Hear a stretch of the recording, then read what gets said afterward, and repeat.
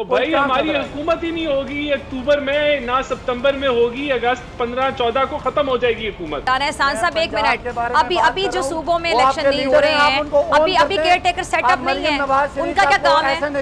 अभी जो निगरान हुकूमत उसका क्या काम था? इंतखाबात करवाने का काम था ना, क्यों नहीं करवाए गए? बहुत दुख से पाकिस्तान को रिजीम चेंज के बाद एक पूरे मंसूबे के तहत तबाह होता हुआ देख रहे हैं।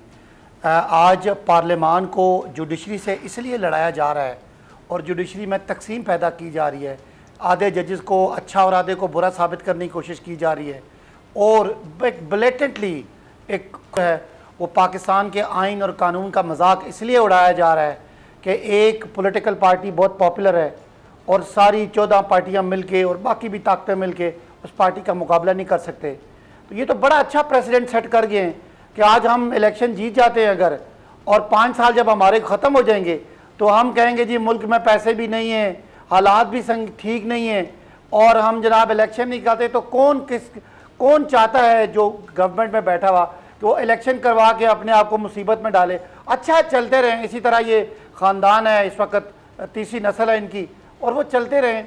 तो मैं तो एक पाकिस्तानी होने के नाते आज बहुत ही शर्मिंदा हूँ। ये जो लॉजिक दी है मेरे भाई राना साहब ने कि जी हम तो इलेक्शन करवाना चाहते हैं, हम बड़े दलेर हैं, हमें कोई डर नहीं है, मुल्क में इस वक्त हालात बहुत ख़राब हैं, हमारे पास पैसे नहीं हैं।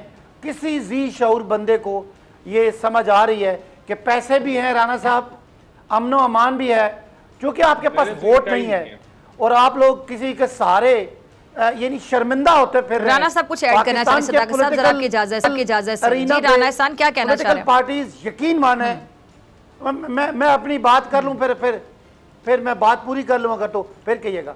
पूरे पाकिस्तान में ये पॉलिटिकल पार्टियां, इनके लीडर्स और इनके पॉलिटिकल वर्कर्स शर्मिंदा मुंह छुपाते फिर रहे हैं कि इमरान खान की पॉलिटिकल पॉपुलैरिटी के मुकाबले में 142 केस भी कर चुके हैं, सुबह शाम गलीज से गलीज, कभी निकाल ले आते हैं, कभी बच्चे ले आते हैं, कभी दहशतगर्दी का पर्चा, कभी तौहीन अदालत का पर्चा, कभी खड़े होकर प्रेस कॉन्फ्रेंस कर दी, कभी बैठ के ये बात कर दी। इमरान खान ने, यानी मुल्क का मजाक इस तरह है कि एक साबिक वजीर आज़म ने 1 साल में 143 जराइम कर दिए हैं कि इन्होंने पर्चे कराए।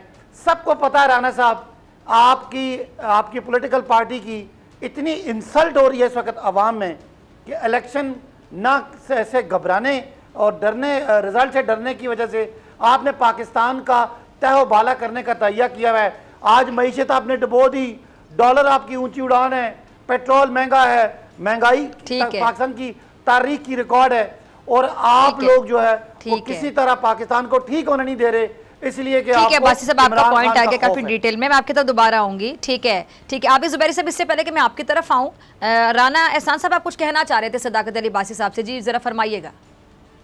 देखिए पार्लियामेंट वर्सेस जुडिशरी ये हम तो नहीं कर रहे ना, पार्लियामेंट का कोई जो है, पार्लियामेंट तो अपना आईनी कोर्स फॉलो कर रहा है और कुछ भी नहीं कर रहा। जुडिशरी के अंदर जरूर आवाजें हैं कि सुओ मोटो कैसे लेना चाहिए, बेंचों की तश्कील कैसे दी जानी चाहिए, इस चीज के ऊपर जो है वो मामलात हैं। और दूसरा ये कि पार्लियामेंट ने अगर कोई लेजिस्लेशन पास की है तो वो उसका हक है, और ये ट्राइकोटमी ऑफ पावर और सेपरेशन ऑफ पावर इस चीज की इजाजत देती है कि हर अदारा अपनी हदूद में काम करे। लेकिन अगर कुछ अदारे जो हैं वो लेजिस्लेटिव का भी रोल संभाल लें, वो जो है एग्जेक्टिव का रोल भी संभाल लें, तो फिर ये जरूर गैर आईनी लगता है और ये कोई जुडिशल एक्टिविज्म जो है कि इंतहा लगती है। देखें पार्लियामेंट के ने अपना रोल अदा किया और जो आईनी तरीके से पैसे मांगे गए फाइनेंस बिल को रिजेक्ट कर दिया, इसमें तो कोई गैर आईनी बात नहीं है।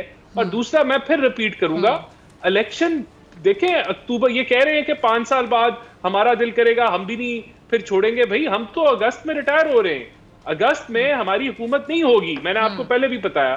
तो अगस्त में तो केयर टेकर सेटअप आ जाएगा, अक्टूबर में इलेक्शन है, अक्टूबर की डेट भी दे रहे हैं कि इलेक्शन की डेट है। तो फिर मुझे नहीं समझ आती कि क्या कबाहत है, पूरे पाकिस्तान में इलेक्शन होंगे, ये एक बेहतर निजाम का जो है वो बजाय के अलग-अलग सूबों में आप कराएं और आप पॉलिटिकल इंस्टेबिलिटी आप भी जुबैरी साहब जी ठीक है।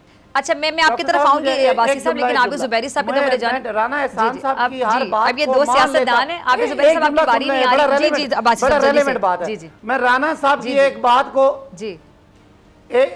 मैं राना साहब की एक बात को अभी मान लेता कि ये अक्टूबर में इलेक्शन कराएंगे। अगर इनकी महबूब लीडर आज से 2 महीने पहले ये ना कहती इमरान खान असेंबली तोड़ो, हम इलेक्शन करवाते हैं पंजाब के। इनके सारे लीडर, जो भी लीडर हैं, आप पता नहीं वो लीडर हैं, इनको कहना चाहिए कि नहीं, वो सारे लाइन में खड़े होकर कहते हैं इमरान खान पंजाब और केपी के असेंबली तोड़ो, हम इलेक्शन करवा देंगे। उस वक्त तो भाग गए। तो राणा साहब अब क्या होगा कि आप नहीं भागेंगे? क्या वजह है कि जी राणा साहब आप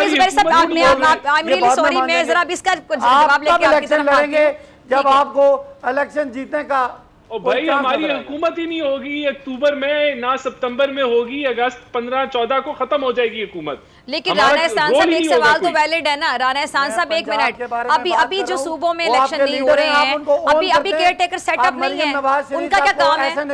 अभी जो निगरान हुकूमत उसका क्या काम था? इंतखाबात करवाने का काम था ना, क्यों नहीं करवाए गए?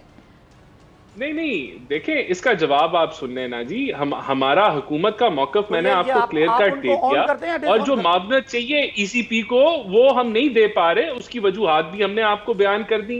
इसके बाद कौन सी ऐसी समझने की जो इसमें कोई कोशिश रहेगी कि हम चाहते हैं कि मुल्क में सारा इकट्ठा इलेक्शन हो, बस ये इतनी सी बात है। राणा साहब, और तो कोई बात नहीं। इस तरह ब्लेटेंट झूठ बोल के तो आपका कोई वोट रह गया? आपकी लीडरशिप ने सामने झूठ बोला है और अब आम इस पे गुस्से में है, आपसे इंतकाम लेगी। जो झूठ की बात आप करते हो अच्छे नहीं लगते, आलमी साजिश से शुरू होकर यूटर्न लेके आर्मी चीफ के लिए आपने जो है वो पूरा लॉन्ग मार्च किया, वो फ्लॉप हो गया। झूठ की तो बात आप ना करें, झूठ की बुनियाद पे तो पीटीआई बनी है। सारा प्रोपेगेंडा प्रोपेगेंडा और झूठ के अलावा। चलिए आप दोनों ठीक है, जरा हौसला रखें। ब्रेक के बाद भी आप लोग मेरे साथ मौजूद हैं। ब्रेक में 2 मिनट है, मुझे आबिद ज़ुबैरी साहब आपकी तरफ आना है। आबिद ज़ुबैरी साहब, आपने दोनों की गुफ्तगू सुनी। आबिद ज़ुबैरी साहब, आपको क्या समझ आती है? आपको क्या लगता है? वो कह रहे हैं कि जी अक्टूबर में जो हमने इंतखाबात की बात की है उसकी वजह ये है, वो कह रहे हैं जी हमें आप पे वहाँ भी यकीन नहीं है। तो आइन क्या कहता है, कानून क्या कहता है? देखिए, आइन तो कहता है 90 दिन में इलेक्शन होने चाहिए। आइन कहीं नहीं कहता कि सारी असेंबलियों का इलेक्शन एक साथ। वो तो राणा एहसान ने कहा कि वो तो अब नहीं हो रहे ना, वो 90 दिन वाली बात खत्म। नहीं, 90 दिन तो गुजर गए, अब अगली बात बताएं ना। यहीं से मैं पॉइंट गुजर गए। जी आबिद ज़ुबैरी साहब, कानूनी पहलू। अब राणा एहसान कह रहे 90 दिन तो गुजर गए। शर्मिंदा होना चाहिए इस बात पे, 90 दिन गुजर गए। आप खुश हो रहे हैं? 90 दिन तो गुजरे इसलिए कि कोर्ट ने उसको इजाजत दी है। खुश हो रहे हैं? और जो खैर पख्तूनख्वा की असेंबली है वो 90 दिन के बाद जो केयर टेकर सेटअप है वो इलीगल हो जाएगा। ये गुजरे नहीं है, इसके बड़े सीरियस कॉन्सिक्वेंसेस हैं। दूसरी बात इस वक्त देखिए जो पार्लियामेंट है वो भी ट्रंकेटेड पार्लियामेंट है।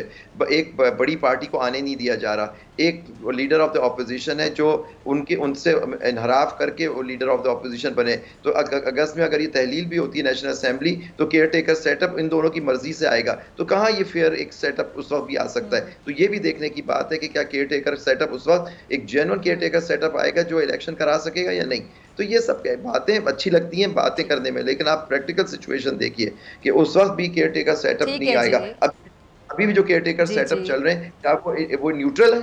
बिल्कुल नहीं। आप देखिए वो किस तरह से वो एक्ट कर रहे हैं। तो ये प्रॉब्लम्स हैं कि देखिए जो केयर टेकर सेटअप है उसका पीरियड खत्म हो गया। 14 मई को इलेक्शन नहीं होते। इलेक्शन कमीशन ने कह दिया हम इलेक्शन नहीं करा सकते। एक आईनी जिम्मेदारी से उन्होंने माजरत कर ली, वो माजरत नहीं कर सकते, उनको इलेक्शन कराना चाहिए। अगर वो नहीं कर सकते, उसका जिन लोगों ने इलेक्शन की मामलत नहीं कर रहे और कोर्ट के ऑर्डर की हुकूमतुली कर रहे हैं, वो कंटेम्प्ट के ज़िम्मे में आएंगे। क्योंकि मैं तो समझता हूँ कि आइन शिकनी तक बात पहुँच जाएगी। तो अल्लाह करे ये होश के नाखून लें और आपस में बैठ के मामले तय कर लें। जी ठीक है।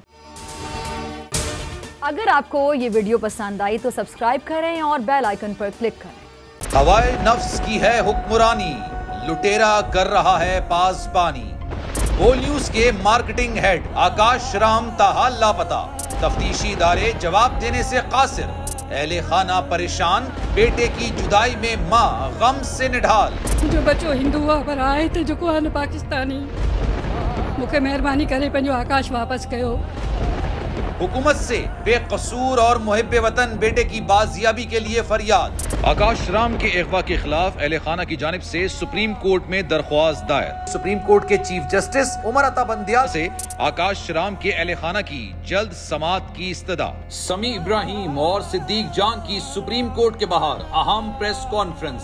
हमारे पास और कोई ऑप्शन नहीं रहा। उनकी फैमिली भी ये बात कह रही है कि हमें यहाँ पे पार्लियामेंट और सुप्रीम कोर्ट के सामने एहतजाजी कैंप लगा के बैठना चाहिए।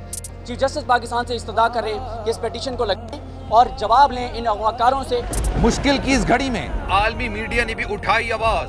CNN, आज तक, इंडिया टुडे, टाइम्स नाउ समेत आलमी मीडिया ने आकाश राम के अगवा के खिलाफ दिया बोल का साथ। उफ क्या जुल्म है, बोल इंसाफ का मुंतजिर।